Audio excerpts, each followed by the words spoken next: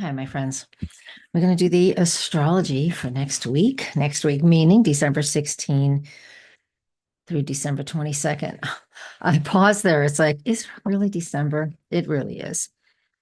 Now, we're getting this up on Thursday night, the 12th. So that means we're not quite into the full moon yet, or Mercury is still retrograde. And those two things happen on Sunday, the 15th, part of last week's forecast. So scroll back and watch those videos, the end of those videos again if you need to. You can grab onto the thing on the bottom and just with your mouse and hold it on and slide it. That way you don't have to listen to me drone on about everything that's already come and gone. But then again, it's good to look at that because sometimes watching things, excuse me, in hindsight is really important. And I didn't work at all today. The clients have coming in lately, just all clumped into a couple different days. And the days I don't have clients, I'm slacking. I worked so hard for all of November that I'm slacking. So, anyways, that's the truth. So, for you folks who are here on tier 3 or 4, thank you for your support. It is always appreciated every single month. This is all I do. You know that. So, thank you for that. And those of you who are for the rest of the year, folks are getting the weekly forecast. It is just public on the site. Please consider joining us here. A little bit of financial support is always welcome. And it's necessary just to like life, right? It's my income. I appreciate it. Let's get started. If you have the end of the year, you would already have it.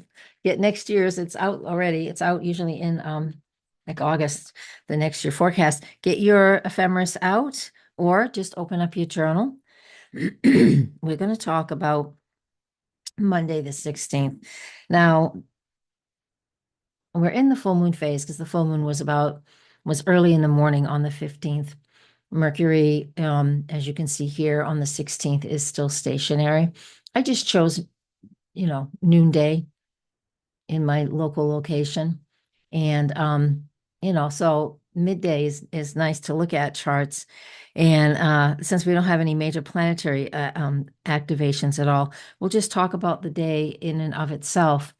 And there's a couple of things going on here. First off, at noontime, right around the solstice, means that everything is kind of equal. The angles are equal. The house cusps are not, but the angles are equal.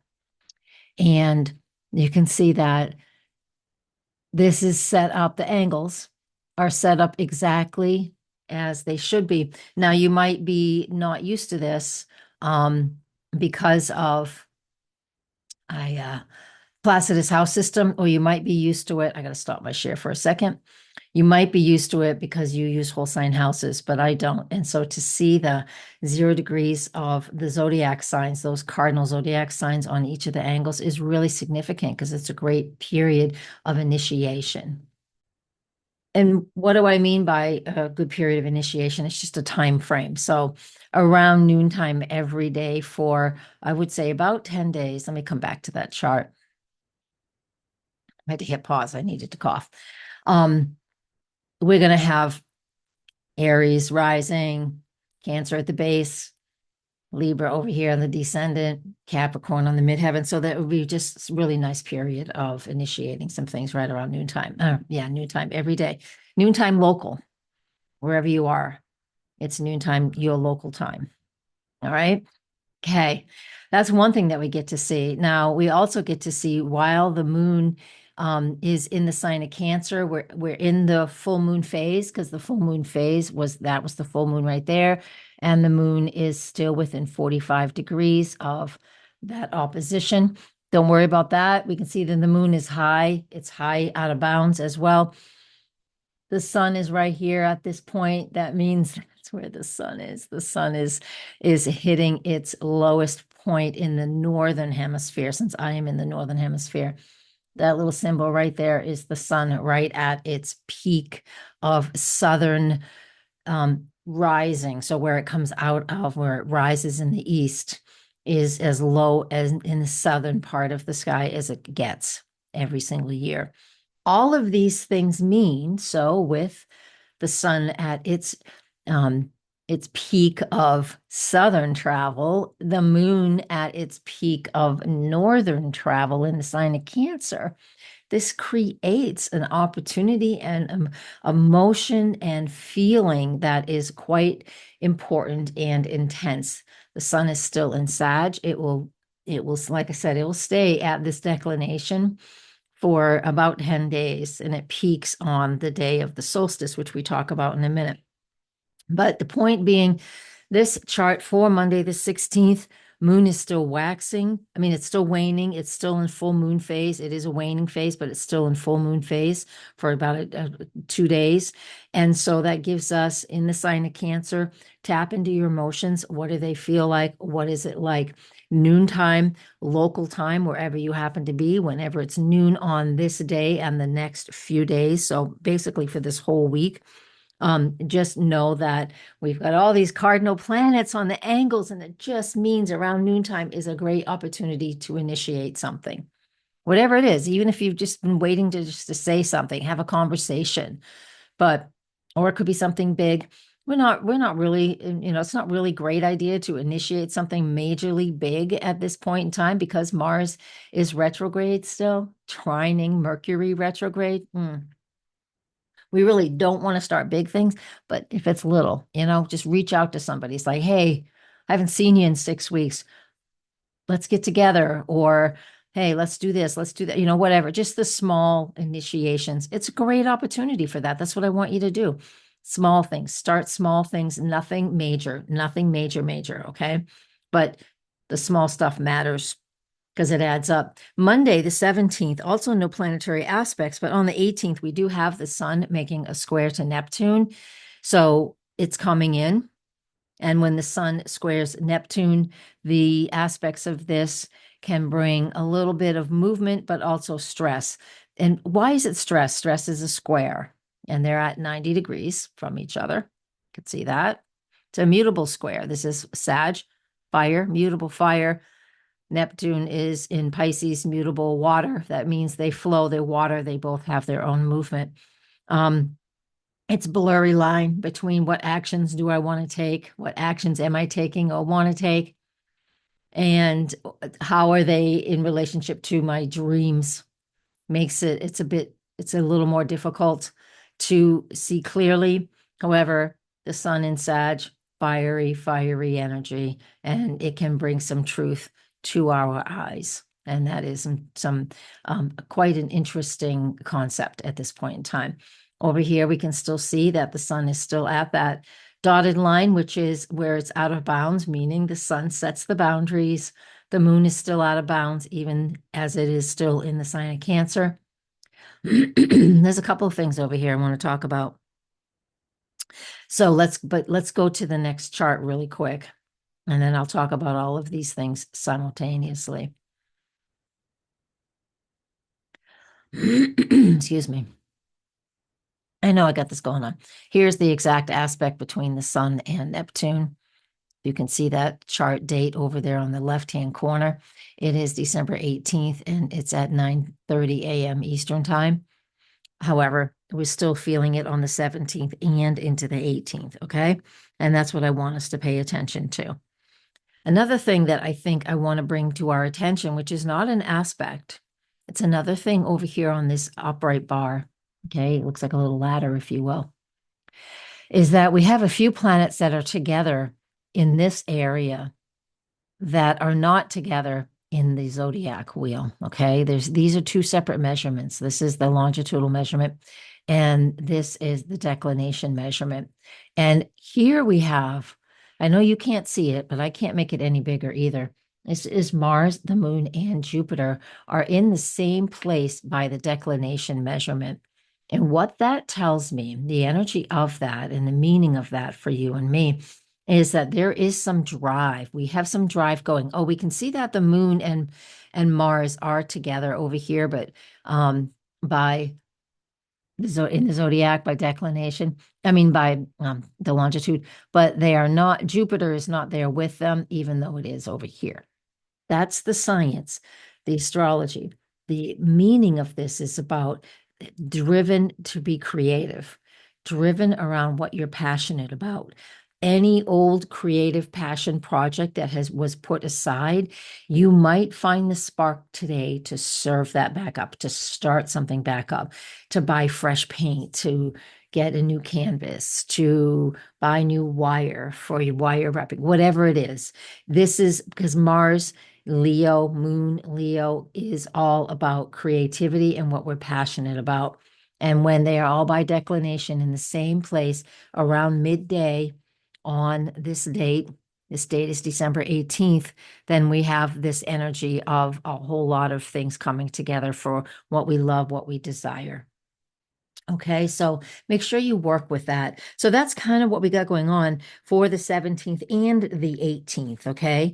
Because those are kind of, we'll pull them all together just because there are no major aspects on the 17th, except the moon in Cancer, which is really feeling and understanding. I want to talk about this other declination. There's two things. Well, Saturn and Chiron are in contra-parallel to each other. It's what they're called. When they're on the same side and they're together like this within 1 degree, it's called parallel. When they're opposite each other, it's called contra, and it feels like an opposition, even though here's Chiron and here's Saturn. Over here, they feel contra to each other. And that is like it's a karmic awakening, a karmic awareness around what things that we're passionate about that may have been backburnered, as well as the Sun and Pluto are parallel with each other as well. Feels like a conjunction, meaning any action steps I take right now can feel very powerful. All right. And then Mercury and Venus are together, even though they are separate down here, over there in the zodiac and the longitudinal measurement.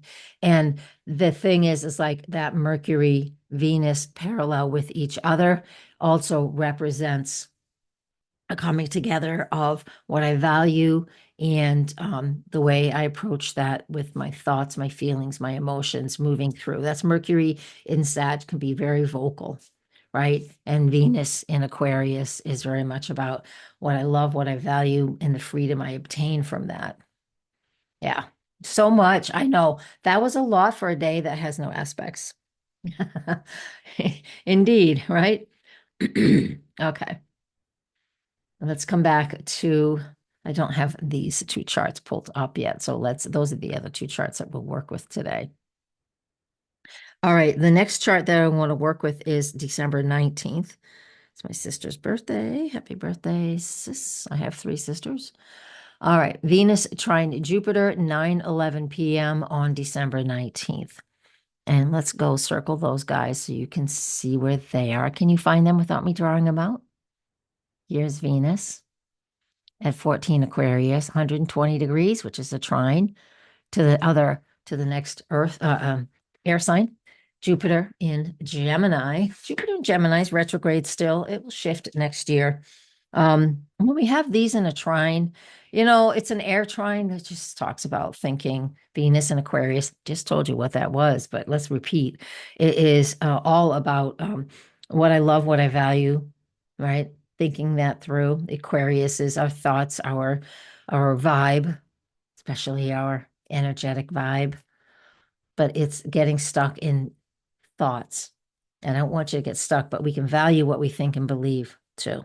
So there's something going on here between Venus and Jupiter, which represents, being open to new thoughts, changing our mind. That's Jupiter in Gemini retrograde, changing our mind about something, This is the first time they've been in a trine aspect in these signs for a long time.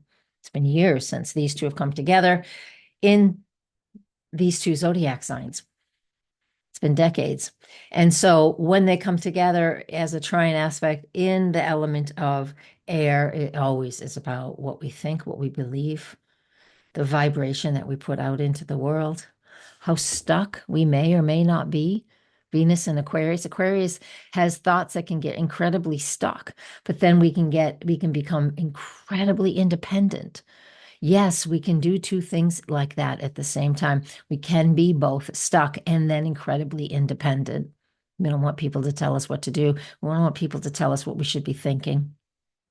This is Venus trine Jupiter, Aquarius to Gemini. Yeah, that's what this is. Are you experiencing that anywhere in your life? Are you experiencing where you just want to tell people just to stop, to quit? I know I do in news.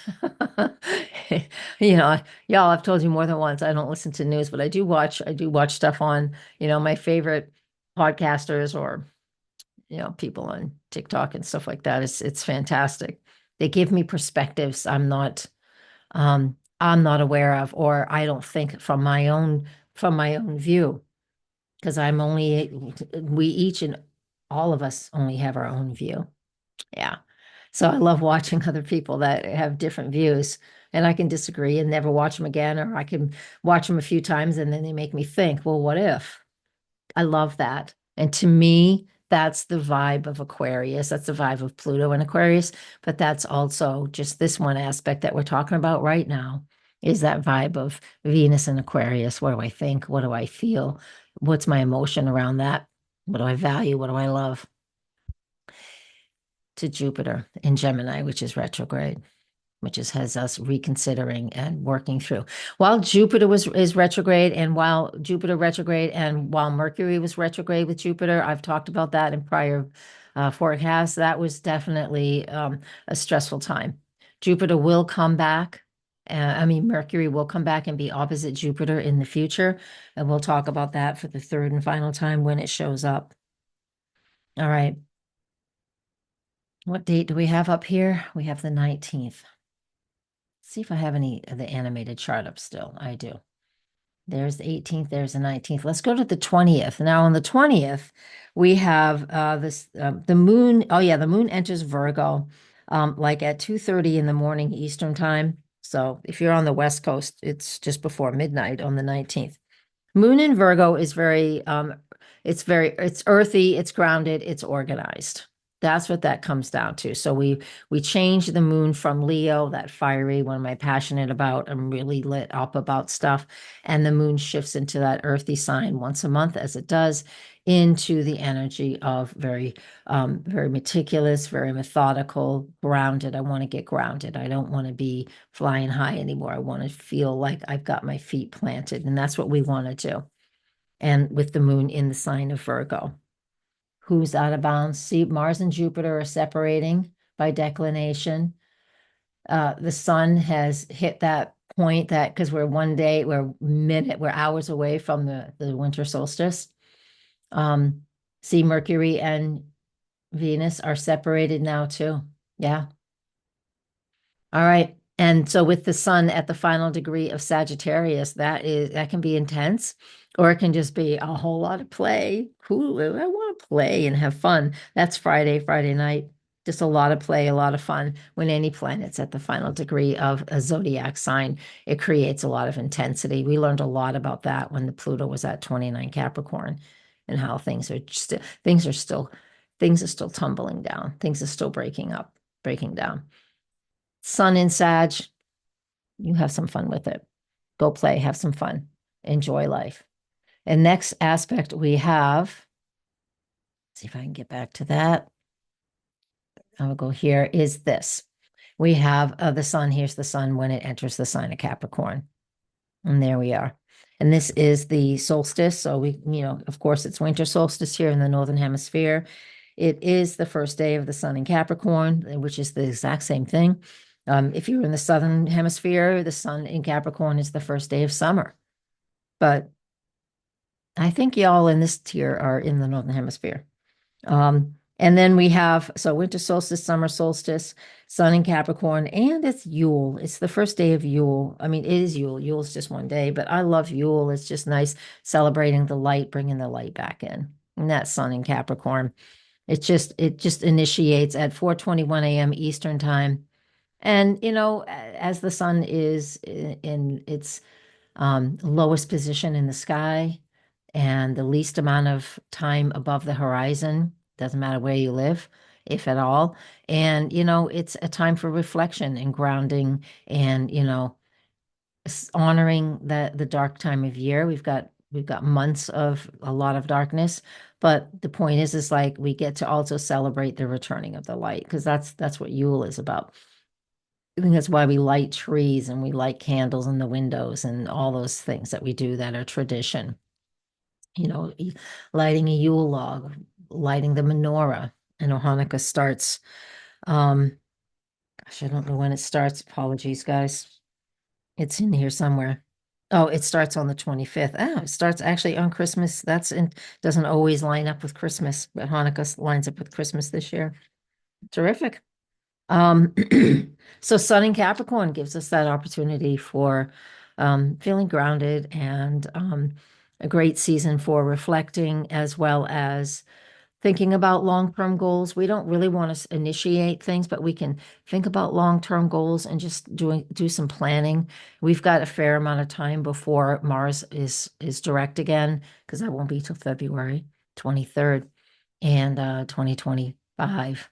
But we can still set goals. We can still just think about what those goals are, set them, and just let them nurture, let them grow. Capricorn time of year is always about patience and resilience for the months ahead, for the season that comes next. And that is what we have. So I do want to go to the 22nd because that will be Sunday the 22nd.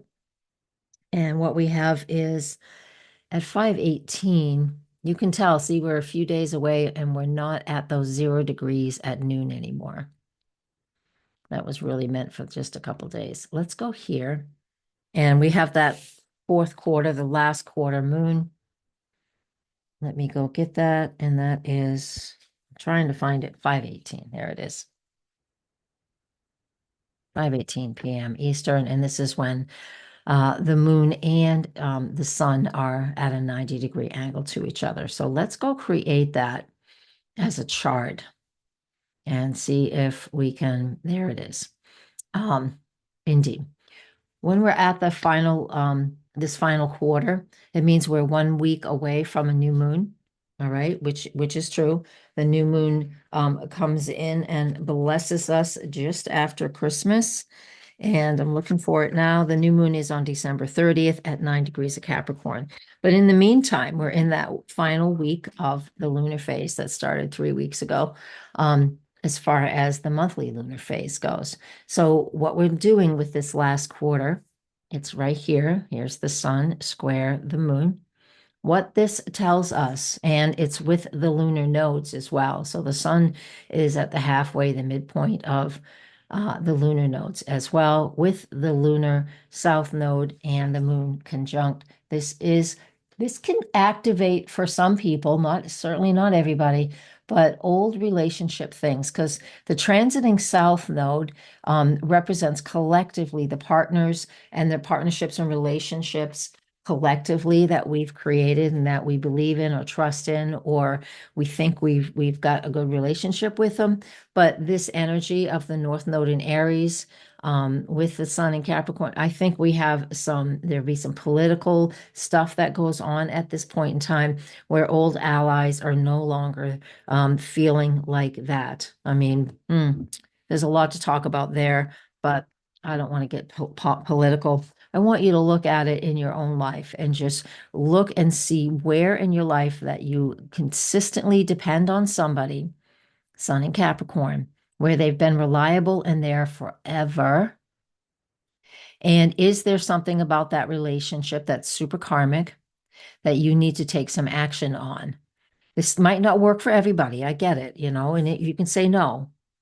I have no idea how this would play out, but it'll play out like I just said, but I know the specifics. We'll have to wait and see. It could be that there is just a partner, a person that's been around in your life for a long time that you've just absolutely need to set up some new boundaries or just, yeah, set some new boundaries so it can feel more imbalanced between what you want and what you need in the relationship. It's quite unique. Yeah. Now, we also here in Patreon land talk about the lunar gestation cycle, which is another way to look at new moons because they have a 3-year cycle, and every 9 months, successively, every 9 months, we have the new moon. Then there's the first quarter, the full moon, and the last quarter, all in a very close to the same degree. So the moon is going through a cycle of its own every 3 years in 9-month increments. Okay. So September 25th, 2022, we had a new moon at 2 degrees of Libra, which was the initiation of the lunar gestation cycle that this week's current week, December 22nd, last quarter moon is all about. Okay. So look back to there. This is why at every new moon, it's important that you journal, you set intentions, and you be as journally and wordy as possible, just figuring out like, how am I feeling? What's going on in my life? And even if you don't like to set goals or intentions or just weren't inspired that month to do anything, still at least every new moon journal. How are you feeling? Because on September 25th, 2022, which was 27 months ago, as of December 22nd, 2024, that new moon started a whole cycle. And we've come to the culmination point. And that whole cycle started at 2 degrees of Libra. And that whole cycle is just finishing up now in that last quarter on December 22nd at 1 degree of Libra. So we are ready to tie up some loose ends and finish whatever we were initiating at that new moon in Libra, all about partnerships, relationships, equilibrium, balance in our lives. Successively, if you want to check these other dates, they will give you a little more info. June 26, 2023 was the first quarter when the moon and the sun were square at a waxing square, and that was at 4 Libra.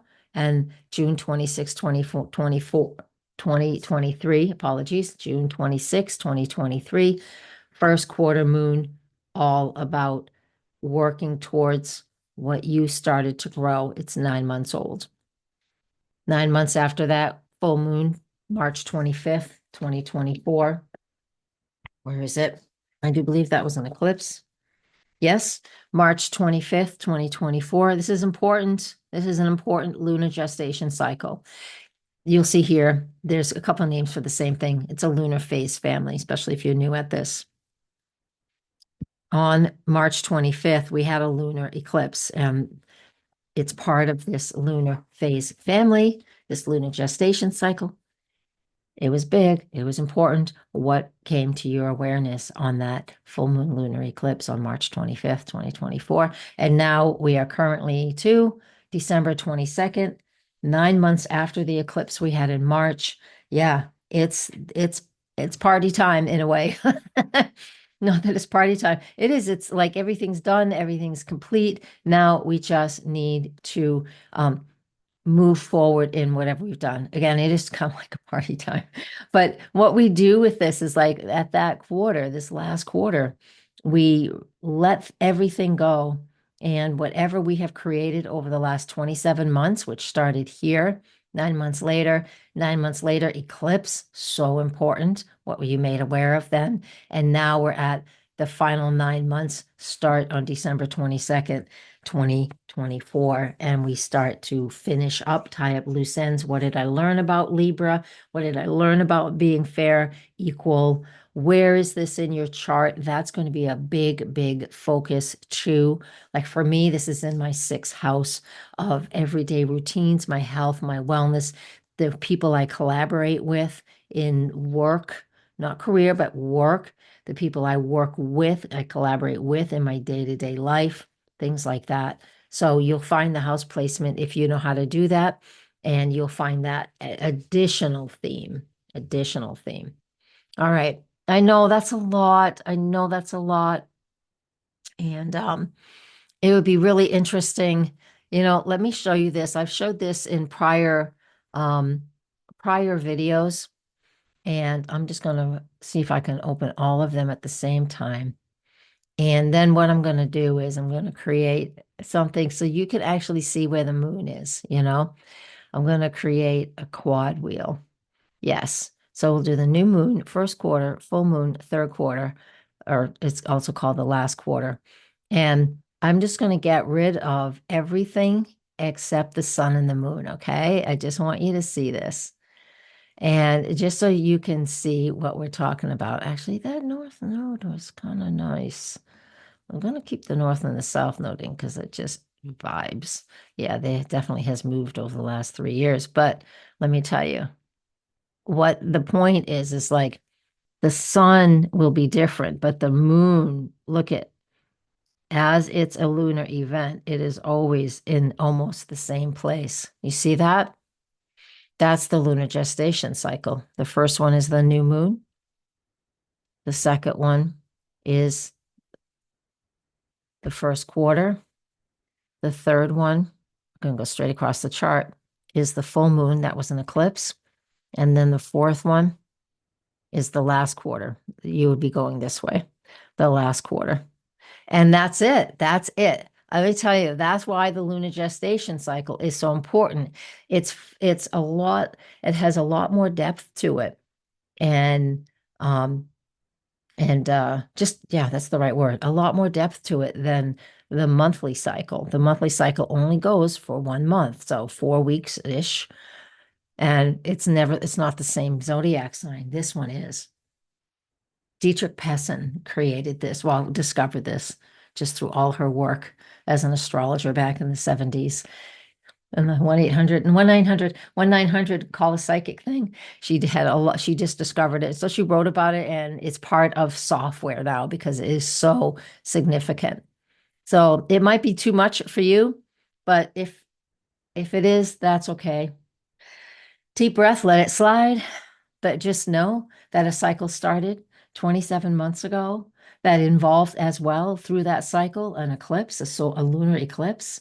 So that just means that, boy, what we need in our relationships and how we're interacting with people and getting our needs met, as well as them getting their needs met and finding that balance and that equilibrium, big, big time. Yeah.